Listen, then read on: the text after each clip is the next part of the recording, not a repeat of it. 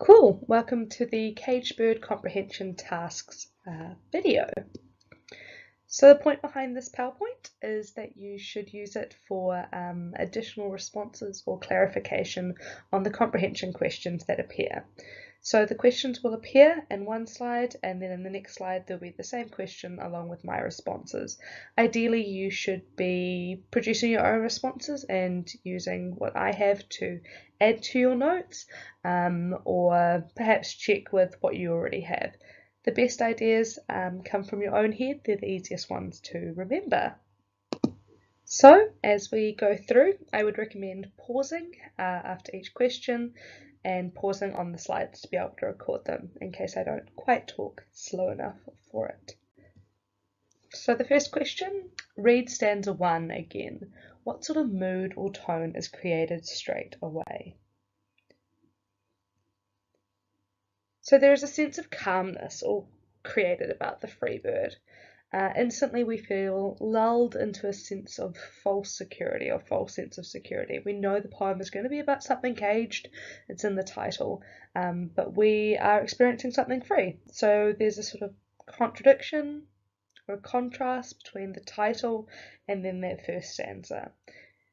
It's a relaxed, dreamlike state. The use of the verbs leaps, floats, dips helps to do this, and the calming adjective use, orange sun rays, everything is delicate in terms of the movement, but there's a vibrant sky, so it's the sunrise or the sunset. Either way, it has those sort of romantic, dreamlike connotations to it. Question 2. How does stanza 2 contrast to stanza 1? So, the contrast between the stanzas. There is a stark contrast, so there should be quite an apparent difference that you can see straight away between these two. So, stanza 1 is that free, relaxed, almost romantic feeling to it. It's the sunrise or the sunset, there's an orange sun rays everywhere and it's very beautiful. Whereas stanza 2 feels tense and angry. You might notice the different use of verbs in this stanza. For example, they stalk as opposed to being dips and freeze and floats.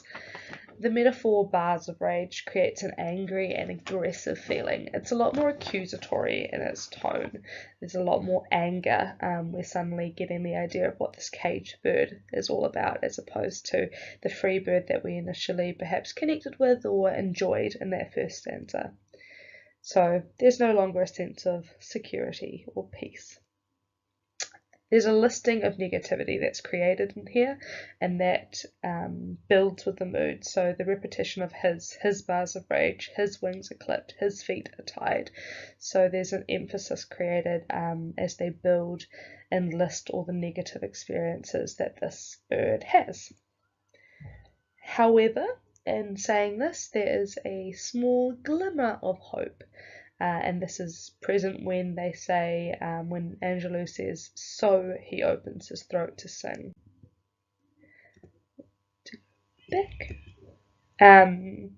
So into question 3.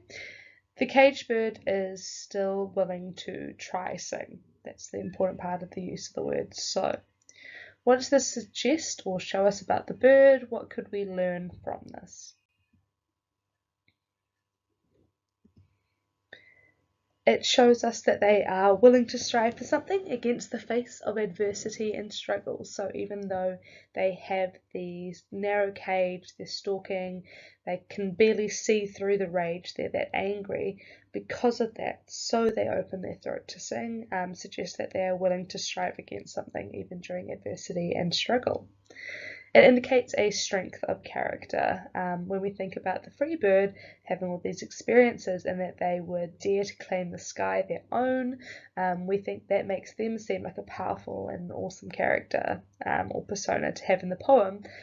However, we should probably be admiring the caged bird's experiences so much more. They've got true strength of character. They don't just do things like claim the sky. They're willing to have hope and overcome adversity.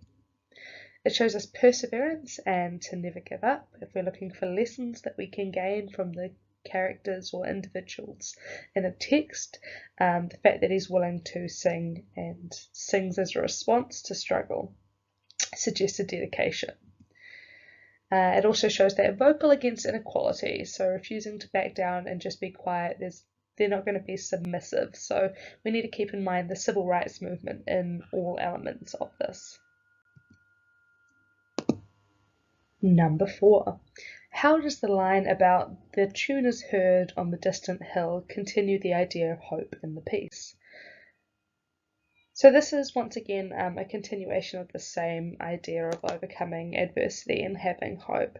So it shows us that there is always hope, because the caged bird's voice or their song will be heard. It may be distant or seem impossibly far away, but it will be heard. There's that idea of perseverance, the character and the bird opening its throat to sing, but also that they should never give up, because somebody will hear them.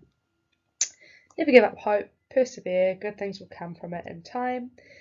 Progress was going to happen within the civil rights movement. It just took the united efforts of the vocal and their determination. It took the Martin Luther King Jr.'s, the Malcolm X's, the Rosa Parks of this world to make that change, or even Maya Angelou as a writer and an African American woman. She was a part of that movement, and I think her artwork or her literature or her poetry or her writing reflects that.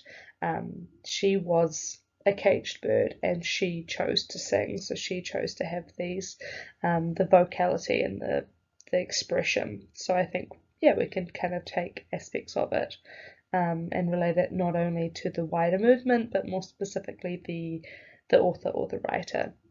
You can place this in a more modern context and think about the likes of the Black Lives Matter movement, or beyond that, look at wider areas of social inequity or inequality that exist in the world, and look at the people within that refuse to back down and protest against things like that. So if you're trying to create wider world connections, just think about examples where people experience prejudice or restriction, and those that go forth and persevere. So they have hope that even if it's on a distant hill, someone will hear their voice.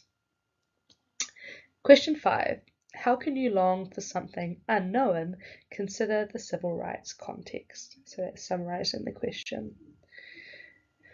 So they have hope there is something better out there. So it's an oxymoron that's present in stanza 3 and then stanza 6, that they have a fearful thrill of things unknown but long for still. So they still have a hope that there is something better out there. They may see the free bird and its experiences whilst they are there and caged. I mean, it's got bars. They could see things going on around them. So they see the contrast in what is going on. Privilege is invisible to those who have it. This is something very important to take not only from the poem in the poem, but to take into your life in general. If you are privileged, you don't understand your privilege. You aren't necessarily aware of it. That's the point of having a privilege. You don't have to think twice. So the free bird doesn't have to think about the fact that there's other experiences out there. Instead, they just exist. They have the luxury of just existing. However, the caged bird doesn't have that privilege.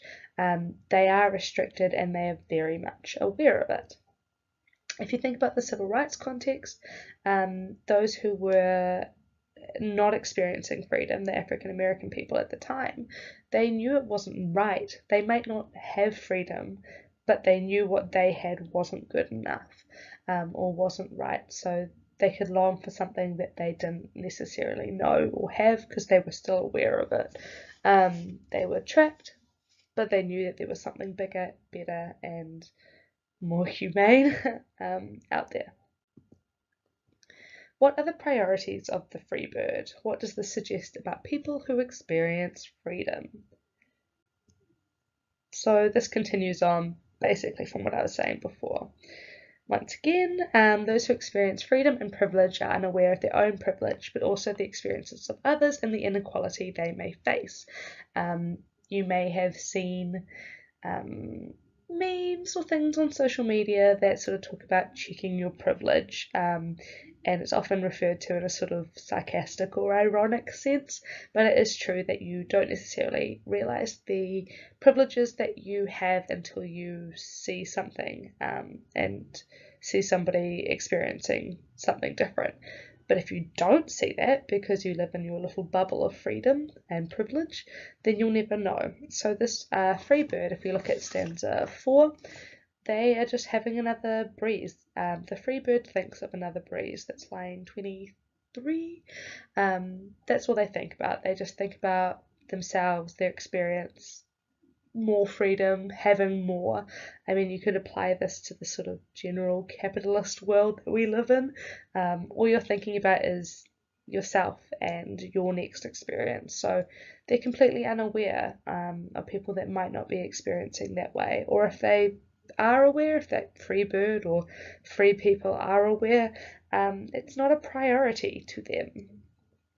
It's part of their experience of having that privilege. Priorities are to experience and embrace their freedom, to claim the sky and name it their own. Those are quotations from that stanza. They continue going about their day oblivious. I think it's important for us to be aware of a wider world. Social media and the internet allows this, but it also detracts from it. So when you're thinking about a wider world context for this, that's something to consider. Angelou is forcing us to consider the experiences of those around us and how that can be different or contrasting to our own. She's trying to force us not to be oblivious. This was a poem from 50 odd years ago, but it is still very much relevant. Question number 7. When the free bird names the sky his own, what does this suggest about him and his level of power? So if you look at the end of stanza 4, line 26, and then you can also compare it to line 7 in the poem where he dares to claim the sky. So he's gone from daring to claim it to naming it his own. So that reflects a large sense of power. A superior sense of power. He has the ability to own the sky. You literally can't do that. So it's a metaphor to help reinforce his power, that he can possess the unpossessable, effectively. It suggests he is unstoppable, as in stanza 1 he dares to claim it, and now he is naming the sky his own. It's just sort of the metaphor continues from stanza 1 to stanza 4, and this development reflects his power and just the unstoppable nature of those with privilege and freedom. This shows development from daring to doing. Anything is possible for those who are free. That's a nice line to remember, to have something perceptive. Anything is possible for the free bird.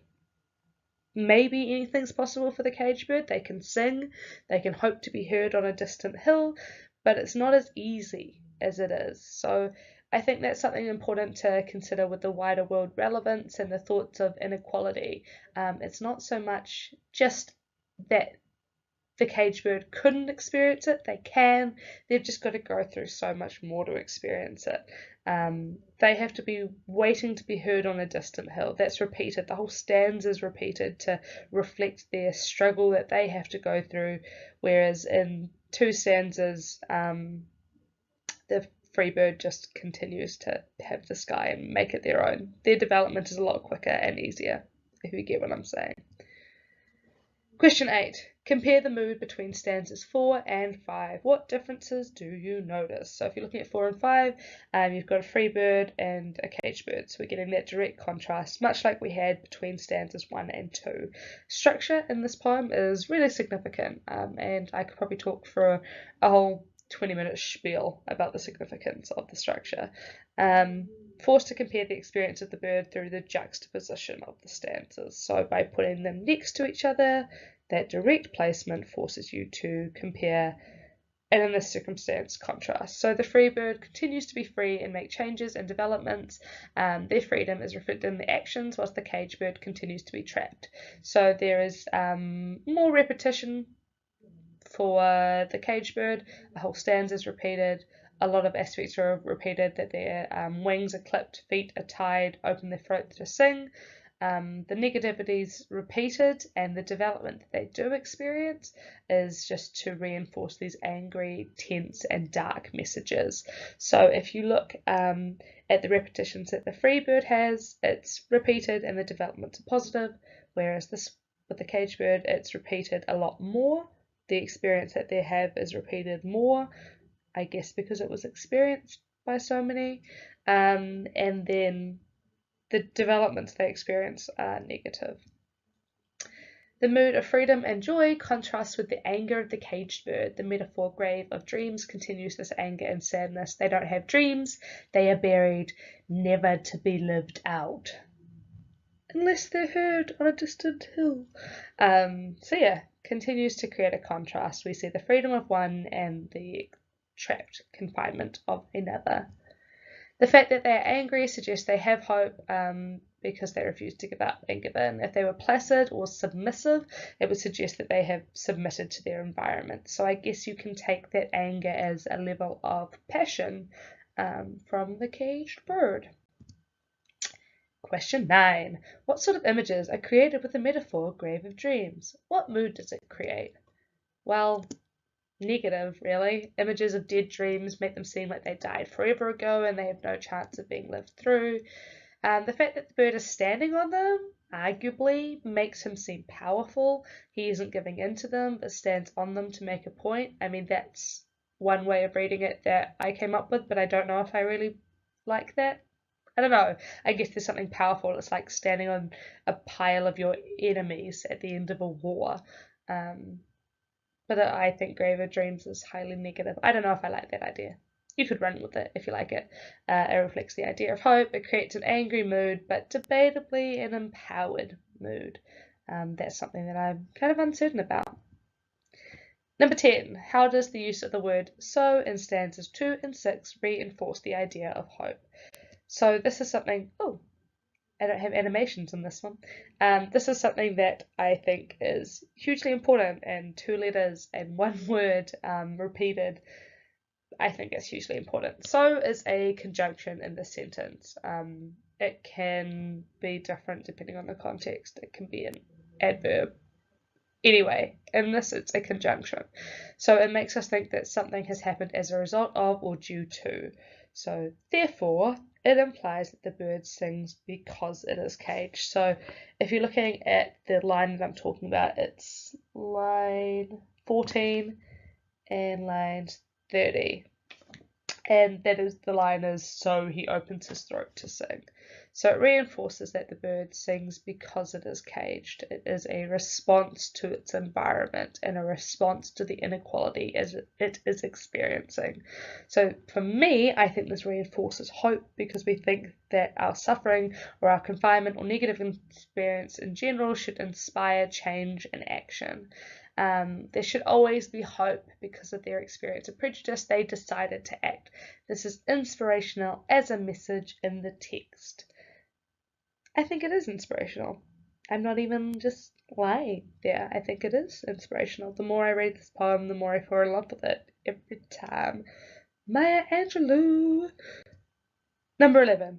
What effect does repeating the stanza have? So stanzas 3 and 6 are repeated.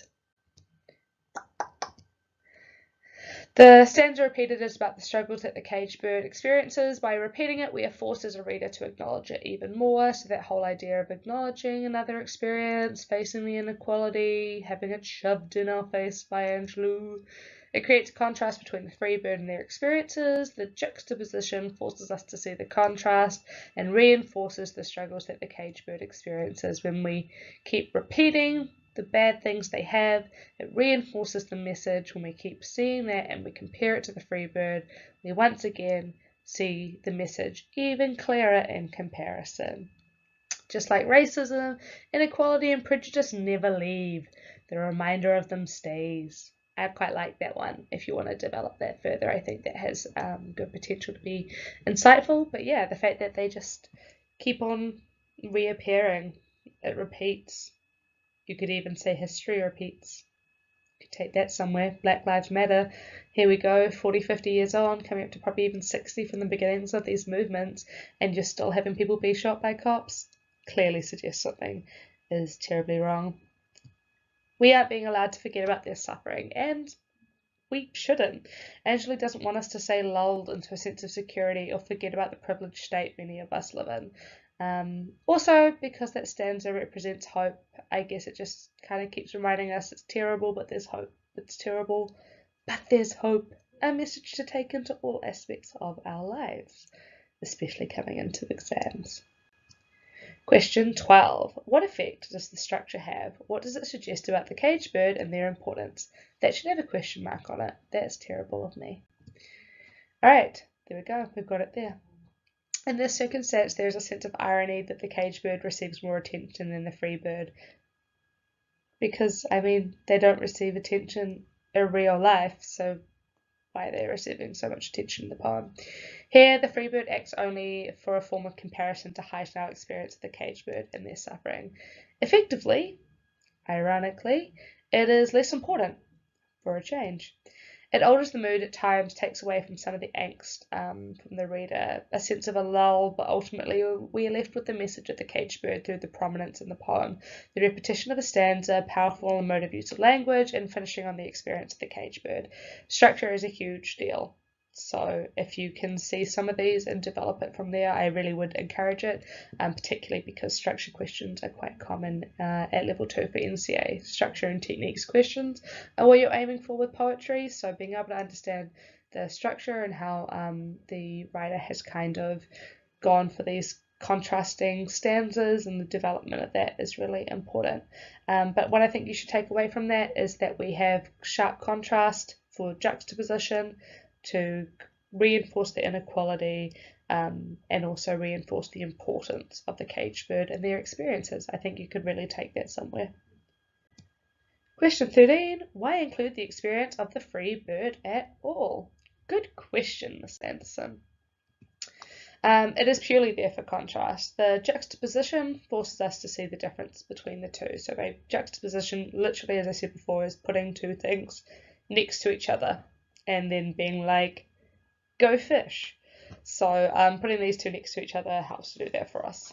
It creates an emphasis on the suffering of the caged bird when we see the reality of the free, the alternative, or for some people just the norm, the status quo. When we see that, that's what we think about. Just another bird in the sky. You're probably so over these messages by now. But it's there. It's there to read into. The purpose of your assessment is to analyse, go forward. If all of my bizarre analysis, if like small smidgets of it stick in your head, that's the priority. That's what we're after. We aren't necessarily as aware of privilege until we can see the alternative. That is the point of privilege. As I've said so many times, it is invisible for those who possess it. So it's important that we see a contrast. The point of the poem isn't just to point out the suffering and hope of one, but to really hone in on the injustice and the inequality that exists. So we should take away the terribleness of the experience, but also the hope for the caged bird. But we should also be looking at the fact that inequality exists. We can't keep ignoring inequality. And lucky last, number 14. You cannot literally sing of freedom. So this is referring way back to stanza 3 and 6, so lines 23 and 38, where it says the caged bird sings of freedom. What do you think the metaphor means? It relates to the experience of freedom, and the singing is the crying for it. Singing of freedom is making sounds or actions that reflect a need for it, so it's just that vocalizing of an experience. It evokes a sense of urgency and imagery of the desperate but strong cry, like a battle cry. That's what I think of. Sings of freedom. I just think of this like triumphant battle cry. The fact they can sing of freedom means they know what it is, and they